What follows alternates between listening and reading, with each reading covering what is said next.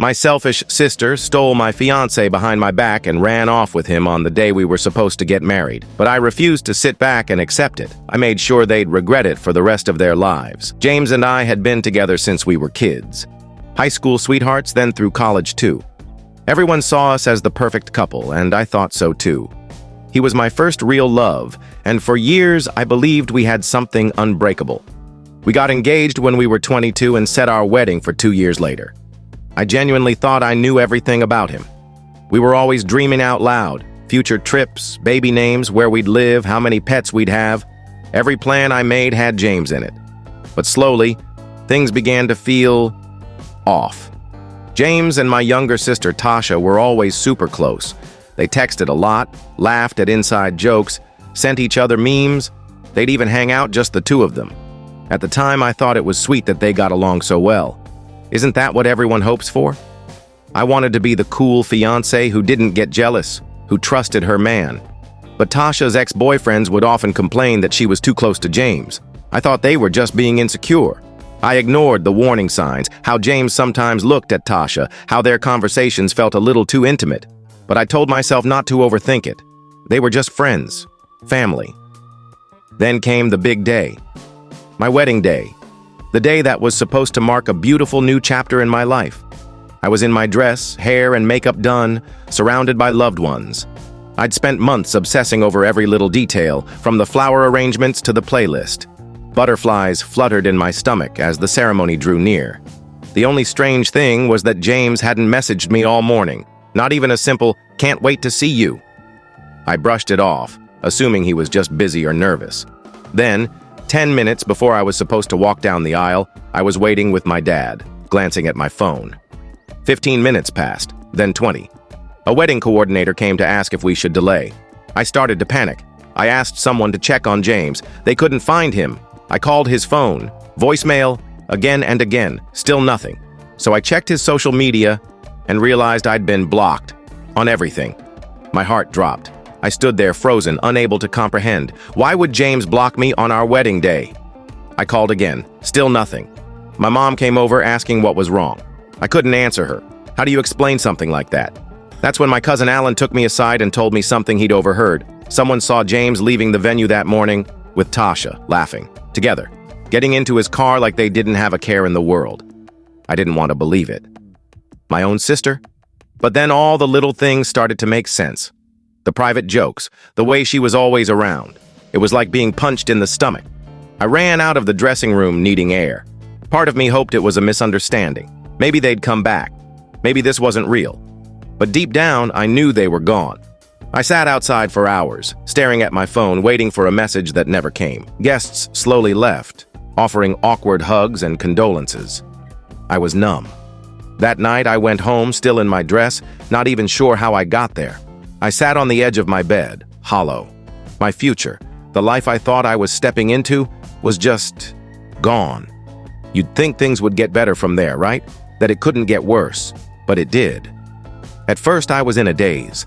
I ignored my phone, couldn't face anyone. I shut myself in my room, drowning in silence.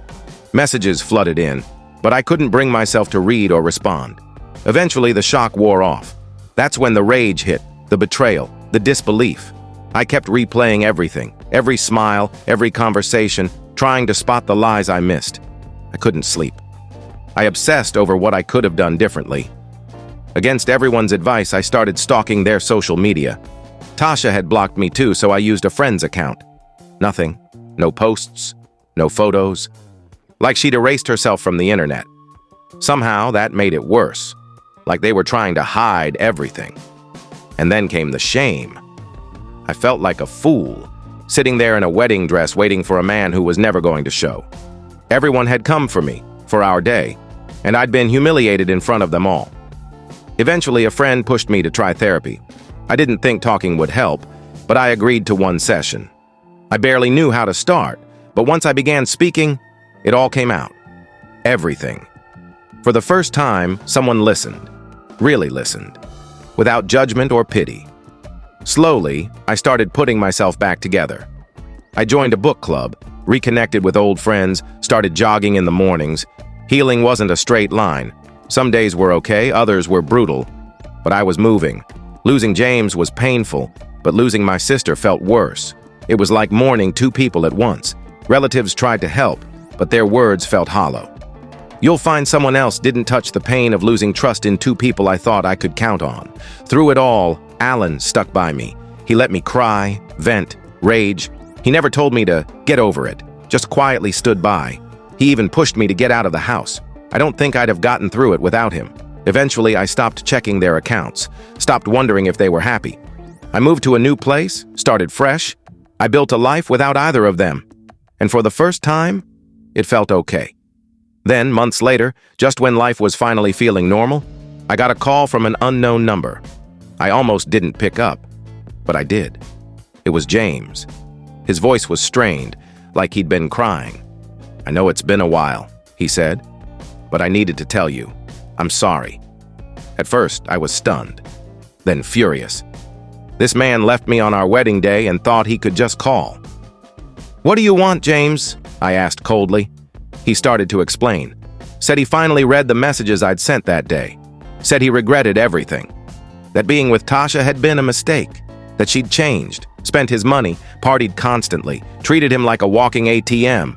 It felt like karma, but it didn't make me feel better. "You made your choice," I told him. "You don't get to crawl back now."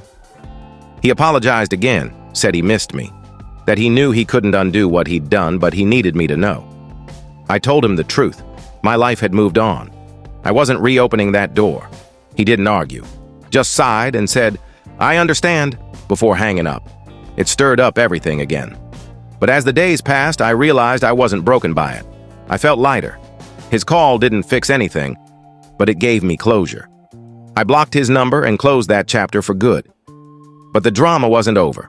The next day, my mom texted, casual, like nothing had happened. She wanted to have dinner. Against my better judgment, I agreed. At first, it felt normal. But then she brought up James, asked why we spoke, mentioned that Tasha knew. They were still more concerned about Tasha than me. When I pushed back, they told me I should let it go, that Tasha's still family. I realized then, they'd never truly been on my side. They just wanted the family drama to stop, even if it meant dismissing what I'd been through. I snapped. Told them I wasn't going to pretend everything was fine just because it made them more comfortable. I left that dinner and didn't look back. Then came the guilt trip texts, messages from relatives, my mom demanding I come back to the family and forgive Tasha, or I'd be cut off. It hurt, but I'd had enough. I called Alan. He reminded me I didn't need their approval, that setting boundaries didn't make me selfish, it made me sane. So I wrote a letter, poured everything into it, my pain, my betrayal, the shame they ignored. I told them I was done chasing acceptance from people who wouldn't give it.